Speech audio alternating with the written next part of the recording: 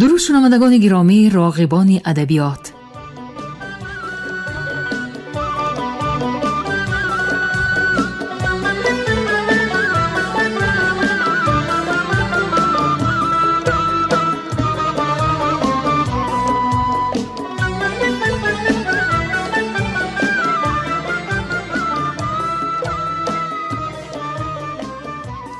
به توجه شما عزیزان، آثار مکمل یکی از شاعران حوزه ادبی عصر 19 بخارا، شمس‌الدین شاهین، تحت عنوان کلیات شمس‌الدین شاهین در قرائت کارمند شایسته تاجیکستان علیزاده عبدالرشید خوجمقل بشنوید.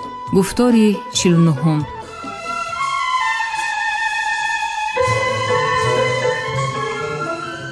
شناخت و بزرگداشت گذشتگان ملت یکی از عنصرهای افتخار وطنداری به شمار می رود. از این رو اقدام پرزیدنت جمهوری تاجیکستان محترم امامعلی رحمان در مورد رو آوردن به گذشته فرهنگ ملت در رابطه با درک مقام گذشته و امروزه تاجیکان در گسترش تمدن بشری شایسته تحسین است.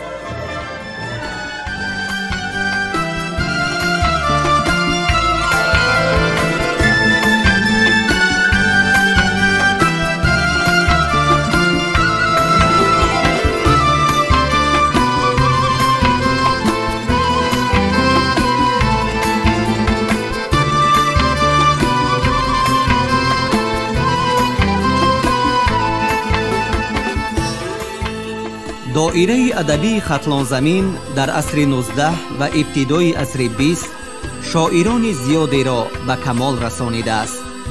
اکثر آنها در بخارا تحصیل کرده سپس به زادگاه خود برگشتند و به حیات ادبی خطلان وارد گردیدند. ناصح کلابی، حاجی حسین کنگورتی، رحیمی، حاجی محمود خواجه بلجوانی، ملا رجب، میرزا قدم مجرم راغی، مزراب خان خاطری و باز بسیار دیگران از آن جملند.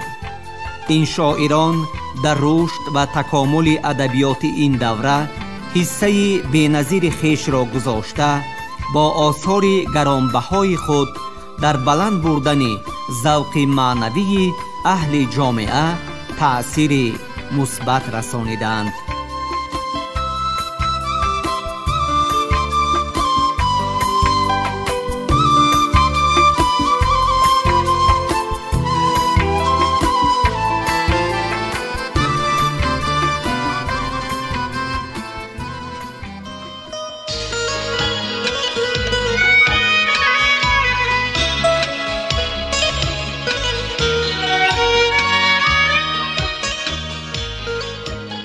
شمس‌الدین شاهین از ستاره‌های درخشان ادبیات فارس و تاجیک آخر عصر 19 می باشد که نام او با واسطه نام پدرش ملا امان که از دانشمندان و مدرسان مشهور بخارا بوده است با نام کلابی علاقمند است. استاد صدرالدین عینی در نمونه ادبیات تاجیک چنین فرمودند: پدر شاهین ملا امان نام کلابی است. از وطن اصلیش به نیت تحصیل علم به بخارا آمده در اینجا توطن و ازدواج کرده. شاهین در بخارا تولد یافته و کسب و کمال نموده است.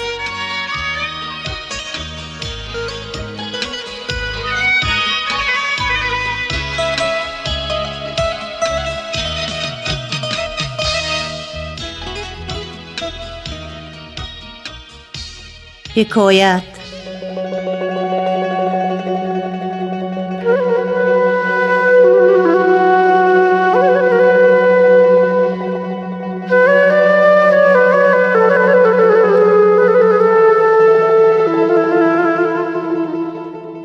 در آن دم که بستم به خرلاش از این، به عزمی بخارا ز ختلان زمین، نخستین سمرقند شد منزلم، وزان منزلی تازه خوش شد دلم، وزان معدنی فضل قدری 2 سال، نمودم به تحصیل علم اشتغال.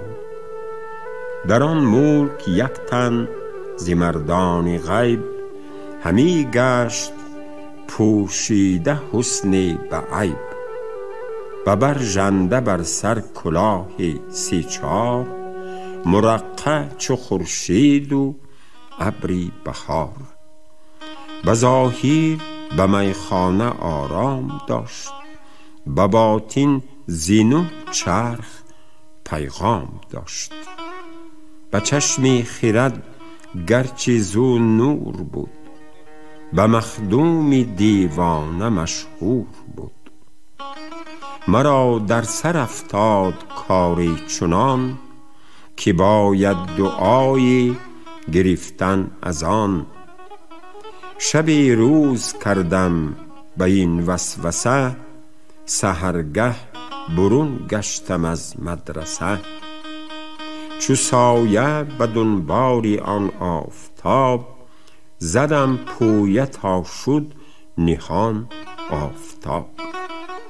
در این فرصتم التفاتی نکرد، و آن نقل برخی ثباتی نکرد.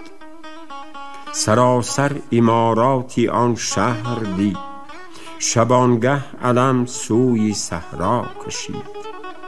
خروشان خروشان چو تیری سینان، روان شد سوی پشته مؤمنان. به هر گور می رفت و می ماند گوش، گهی بود خندان و گاهی خموش. مرا کرد اشارت به خاکی بلند، کز این خاک لختی ببایست کند. زمینی که چون سطح هموار بود، بفرمود تسنیم بنمای زود. مگر شد بران مرد کامل عیان، که مردی است آسوده در زیر آن. چنین زد به هر سطح خالی چماق، نمودم مسنم بر رفعت چو طاق. چو پرداختم کاری او بر مراد، بگفت ایزدت پوری فرخ دهاد. چنین گفت و سر بر سری سینه ماند، سرشک از دو چشمی مبارک فشاند. زمانی خروشید و گه محو شد، چه نحو است دریا همان نحو شد. مگر صید مطلب به خمی کمند، کشیدان که برداشت بانگ بلند. بگفت ای به هر ناتمامی تمام، جگر تافته زاتشی فکر خام.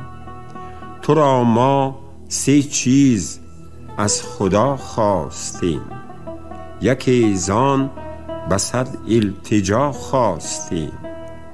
نخستین تو را علم بخشید و مال، سیم باره فرزند صاحب کمال. نهالی امیدت چنان بردهد، که ذوق می و طعم شکر دهد. دماغی خرد تازه گردد از او، هنر صاحب آوازه گردد از او.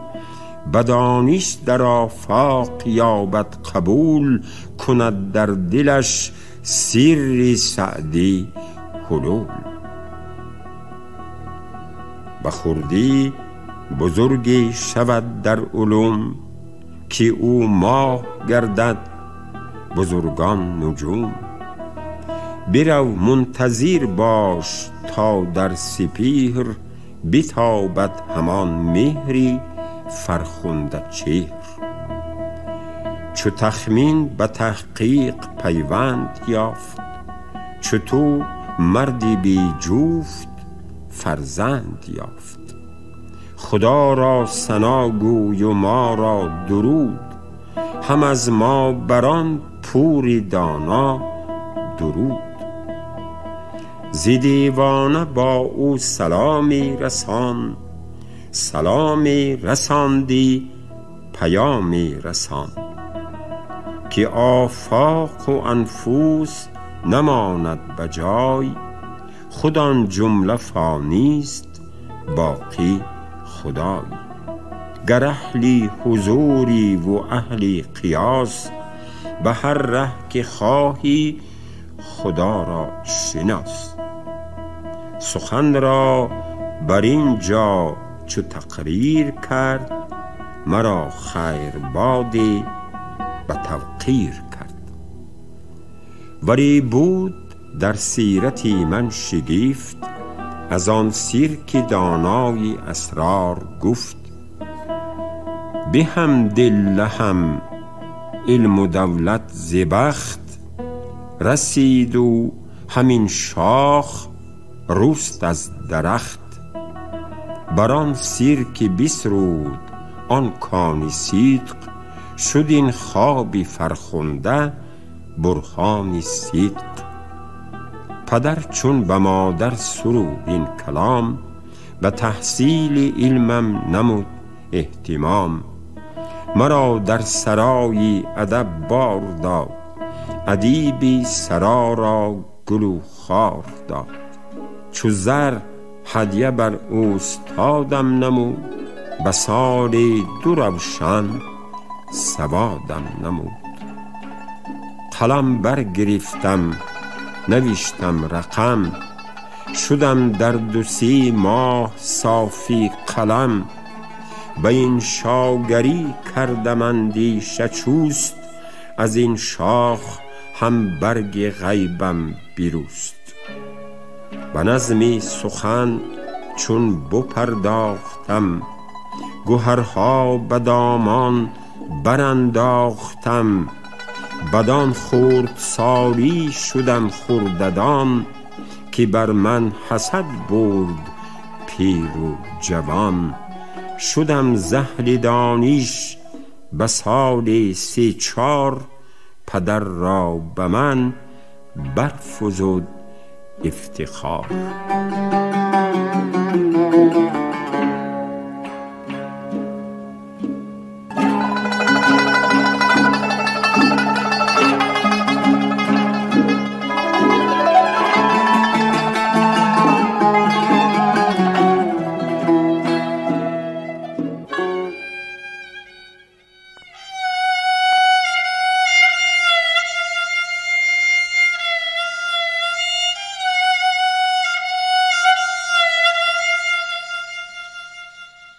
در ستایش خود گوید.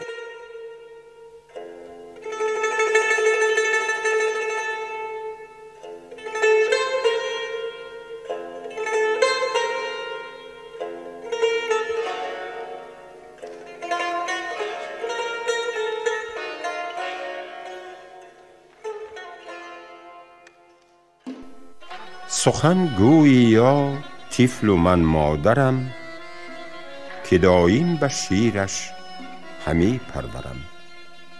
سخن بود عمری به هر در یتیم، چو طفلی که ماند ز مادر یتیم. رخش زرد و تن لاغر و دل نژند، اسیری شکنج و قرینی گزند. ز آبای علوی فتاده کنار، دلش بی قرار و تنش سوگوار.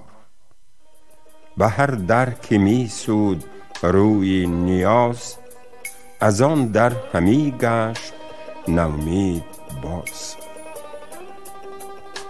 مرا رحم آمد چو دیدم چنان، که ماهیست در ابری نکبت نهان. به خود خواندمش از رهی احترام، که ای طفل فرزانه با من خرام. چو فرزند بنشاندم اندر برش، بپروردم از شیر و از شکرش. چو پستان نهادم زبان در دهانش، که تن فربیه و تازه گردید جانش. به اندک زمان شد جوانی بزرگ، بزی لاغری بود گردید گرگ. نخستین که چنگش به خون تیز شد، به کین منش عزم خونریز شد. تهیگاهی ناموسی من پاره کرد، سری عزتم خورد و برخواره کرد. یکی صخره گشتم چنان بی یار، که بر ریش من خنده دارد مزار. به هر مجلس از من حکایت کنند، نخستین به شعرم شکایت کنند. که زینسان خردمندی دانش پسند، کشیده است در پای همت کمند. طمع بسته بر گردنش پالهنگ، گرفته هوس جیب آرش بننگ. فضایل که انداخت است، به کسب رذایل بپرداخت است. ز صدری افادت گرفته کنار، نموده به خود کفشکن اختیار. گدایی چی فضل است که از بهر آن، ز کسب فضایل گذشتن توان. چه بد جاهل است آن که شرع رسول، گزارد کند مدح اهل فضول. به مزدی که از شعر جمع آورد، گمان است در خانه شمع آورد. به این خامریشان نروی تهیست، که دیگی طمعشان ز قلیه تهیست. سخن الغرض برد از من یار، گلی بودم این شیوه‌ام کرد خار. گوهر بودم از مهره کمتر نمود، به خاکم چو سرمه برابر نمود.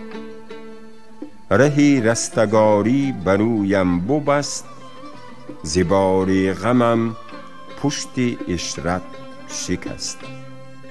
مرا بود حاصل ز گیتی به جهد، همین نام آن هم فرو شد به مهد. جفای سخن چون که از حد گذشت، به سیمای من رنگ غیرت شکست.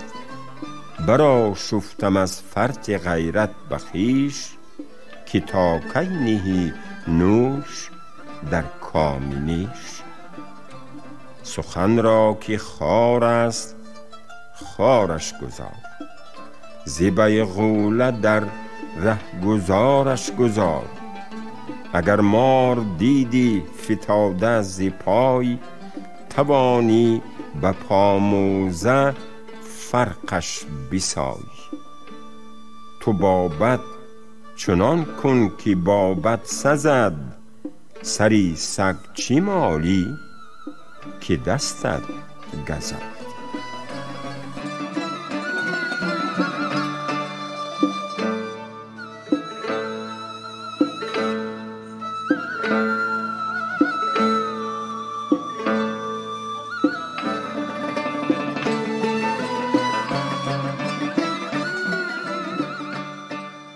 حکایت بر سبیل تمثیل.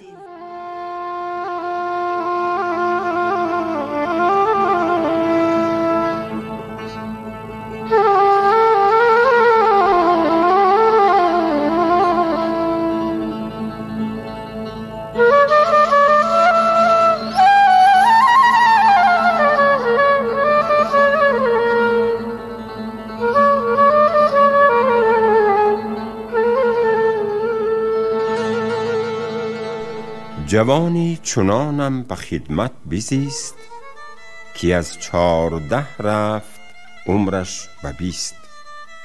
سیه گشت خطش به طرفی عذار، نهان شد گلش زیر یک دسته خار. همانا نهانی ز من کشته بود، کنون کشته خویشتن می درود. کی از تهمت ساده رویی برست، مگر از پی ساده رویان ببست. یکی روز منصوبه ساز کرد، به زیبارخ فتنه آغاز کرد. به تأدیب او عزم آنم فتاد، که با شحنه بسپارمش هرچی باد. امام بزرگ به جهد بلیغ، شنیدم رهانیدش از زیر تیغ. چو آن تیر گوهر رهید از هلاک، با آن پیچ امامه پیچید خاک. به افسون دل کودکش را به دست، بیاورد سیم سبوکش ببست. چو از بد نه آید به جز بد پدید، تو را از سخن تا چی آید پدید؟ رواجی که دادی کساد آمدد، صلاحی که دیدی فساد آمدد. ز غربت به خواری فتادی از آن، ببین یا و خام گشتی ای خرددان. چه لازم مدیح کسان گستری، کند ناکسانت مذمتگری.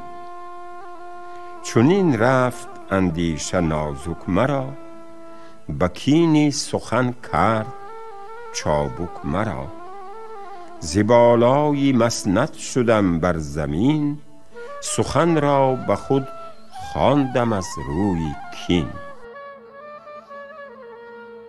که ای ناسزاواری برگشته بخت، ز خاره دل از روی تو سخت.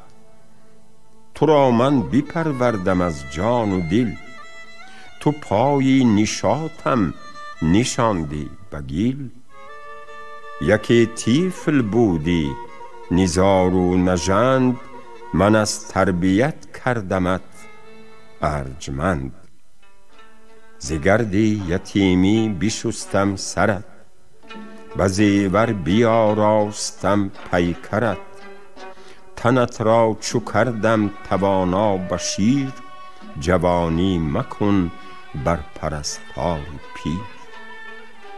تو پاداش نیکی ندانی چرا، که در پایه بد نشانی مرا.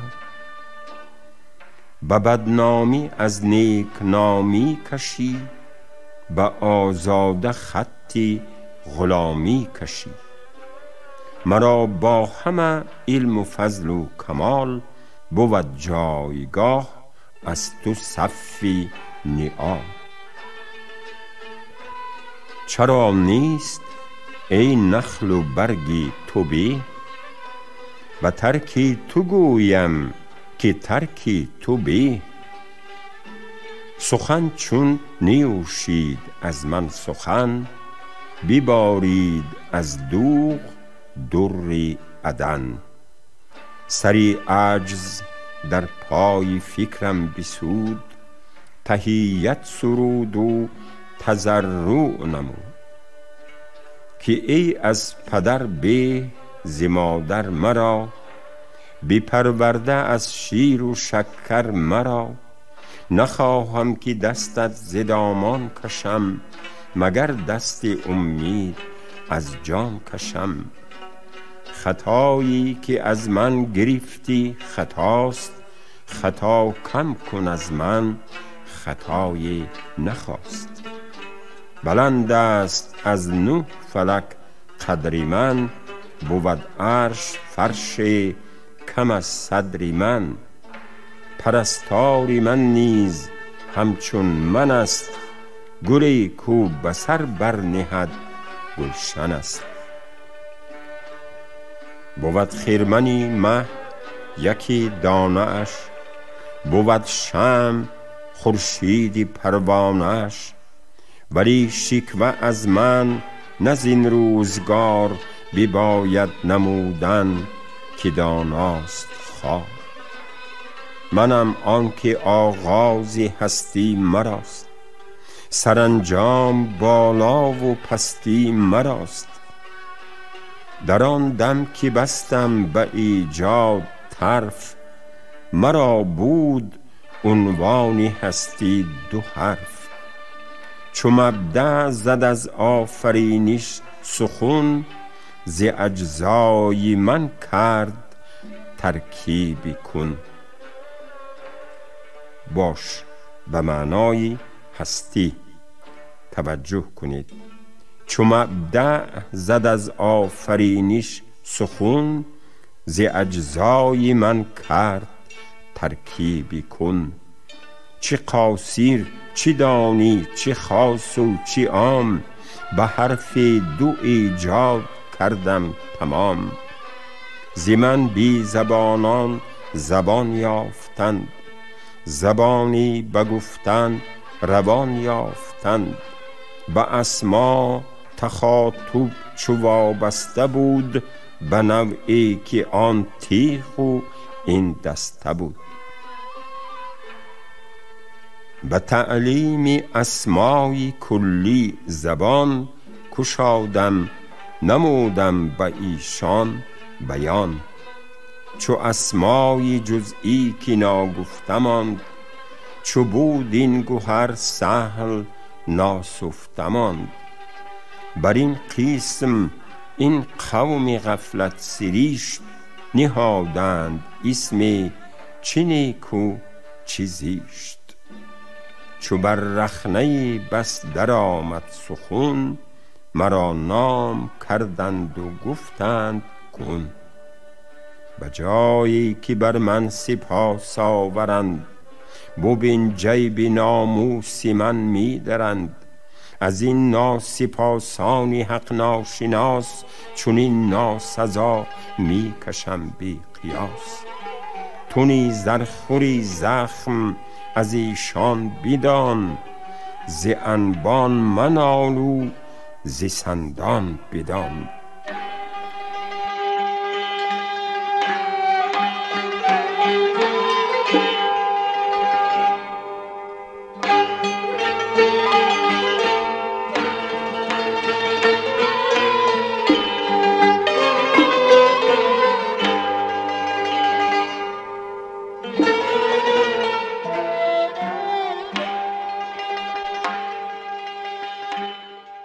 شنوندگان ارجمند، شما گفتار 49 را از روی کلیات شمس‌الدین شاهین در قرائت کارمند شایسته تاجیکستان علیزاده عبدالرشید خوجمقل شنیدید. کارگردان گفتار شیرعلی نغزلی، صدابردار کریم طالبوف.